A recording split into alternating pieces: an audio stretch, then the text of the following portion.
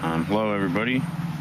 This is going to be part one of a video. I'm going to share how to get food growing from your yard. This is part one because I'm going to show you what I have now. It's mainly fruit trees and some tropical vegetables, and I'll just let you know how each one is doing and what my experiences are with them. And then part 2 and 3 or whatever will be later this year when I start growing some other things like beans, try some tomatoes, but beans mainly, and some other things I ordered from some heirloom seeds of other more common vegetables. So this is a backyard. I'm actually going to start in the front yard, so let's go over to the front yard. Okay, we'll start here. This is a Cattleya guava. Which is kind of a hedgy type of plant. Creates small guava fruits. I can't really recommend this. I mean, it grows okay, it's done okay, it's tolerant to cold. Frost really hasn't bothered at all, but it really hasn't produced a lot of fruit. It doesn't produce it every year. So I don't know if just where it's placed is not the best. Gets plenty of sun, but it's really I can't recommend it from my experiences, the Cattleya guava. Fruit tastes good and everything, but it just doesn't produce enough. It's not really worth the water or the time, although you don't really have to put hardly any time into it. So maybe other people it does well. My research said it was a pretty good one, but it really hasn't done much for me. Here's just a little cutting of a kaya I put out here. I have kaya bushes in the backyard. We're going to see how this does. This is a kaya cutting. I'm going to try to spread kaya around everywhere because it's such a useful plant.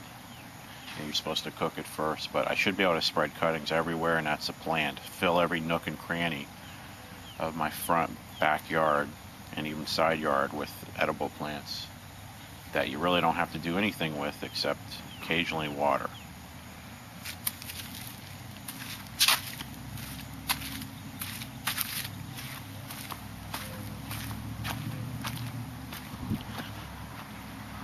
Okay, this is a loquat tree. I have 3 loquat trees. This is really highly recommended.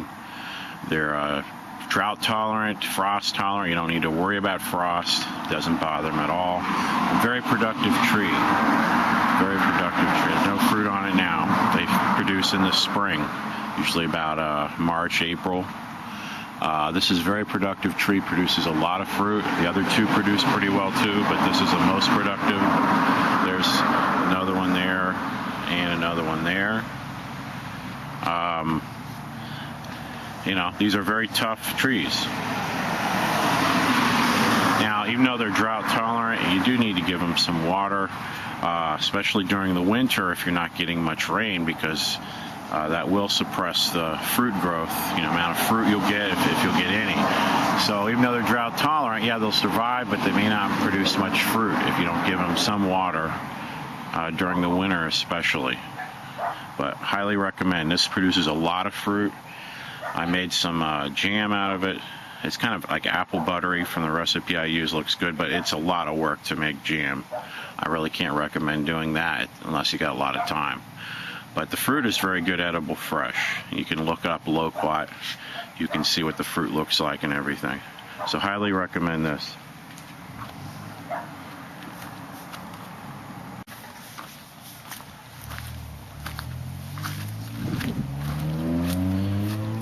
Okay, this is a macadamia.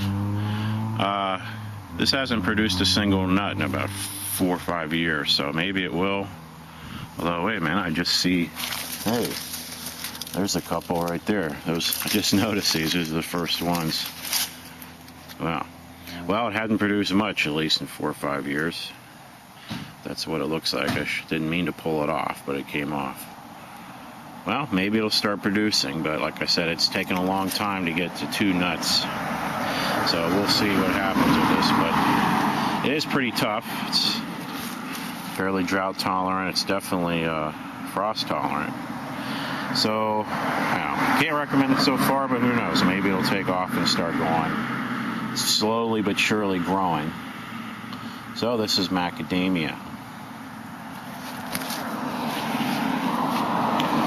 Okinawa spinach. Just got these. Got 2 of them. Very good eating raw or cooked. Salads, whatever. It's good tasting. At the same time, I took a cutting off of it, planted it, and it seems to be doing well. It's doing really good. The rain is just starting finally here in the rainy season in June. So my plan is to spread this as many places as I can all over the place. Have a huge amount of it growing. The only problem with these is frost can kill them, a bad frost. And we have those. I had this before a few years ago. It did not come back. So I would probably need to take some cuttings to protect it just in case, take some cuttings in case it didn't grow back and replant. If you didn't get a bad frost, this would be available pretty much all year. That's one of the advantages of it. But if you have a bad frost, you're going to have to replant it or wait for the plant to come back, which it may not. But this is very good. I'm going to spread it around everywhere. And there's another one over there I put another cutting that I broke off accidentally. I don't know if that one's going to make it. But there's another one. So I'm going to use these 2 plants to try to spread cuttings everywhere on the property. This is carambola. This is starfruit carambola. It makes a starfruit shaped fruit. You can look that up on the internet. There's no fruit now. This is done pretty well. It produces fairly well. It does get frost damage, and it'll lose all its leaves. It's happened several times, especially the last couple of years. And it takes a while for it to come back, but it's coming back, and it should produce some fruit. So it can handle frost. It just gets damaged, it loses its leaves, but it comes back. So that's my experience with it. So it's frost tolerant in that sense, like a lot of things I have. Okay, let's move over to the side yard. So here's the other Okinawa spinach. Over here on the side yard, I have blackberries. There are some blackberries on here. You can see that this is Brazos blackberry, and they don't all come in at once. It's kind of which is good and bad. They come in over a long period of time, about a month or so. So you get a constant small supply from a bush like this. And there's some other ones. These are just spread naturally. I haven't done anything. But this has taken several years to get like this. Okay, it hasn't happened. This is on the side of the house. I've tried it at a couple other places in the backyard. It didn't do very well at all. So side of the yard seems to be the sweet spot for these things. So, they give you some, if I can get these built up where they're really thick, I can get a lot of growth here. But I got to prune these back from what I've researched. The ones that produce fruit, or you're not going to get fruit on them again. Over here, I just planted some papaya. I had papaya before in the back. They got killed by frost, didn't come back. So here's 1, here's 2. You should have 2 in order to make sure that you get fruit. These are good trees. They produce a lot. When I had them before, they made a lot of papaya fruit very fast. But the frost is a problem. But where I had them before, I had them in the back on a hill, kind of a lower elevation. I'm hoping between these 2 houses it'll receive more warmth, and it might protect it from freezing, or at least help it to come back on its own, because from what I've read, usually they'll grow back after they get killed back by frost. The ones I had before didn't, but it might have been their location. So hopefully this location is better.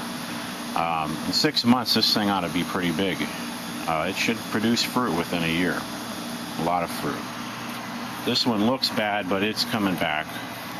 When it gets a little stressed, it'll do that. But the ones I had before, they came right back. So this should be fine. It's getting new leaves already coming in. I don't think it's a problem at all. And this is a mango. This one hasn't produced a lot. It got a lot of frost damage a couple years ago. We pruned it way back, and it's taken a long time to come back. It is starting to grow out a little bit now, so hopefully it'll come back here. It did produce some nice fruit once, but haven't had a whole lot of luck yet. Maybe it's where it's located, although it gets plenty of sun here. So we'll see how it does. I'm not sure what's going to happen with this. The bark's looking, peeling. I don't know what that means. Not an expert on this. So, all right, so that's the front and side yard, the highlights. Let's go to the backyard.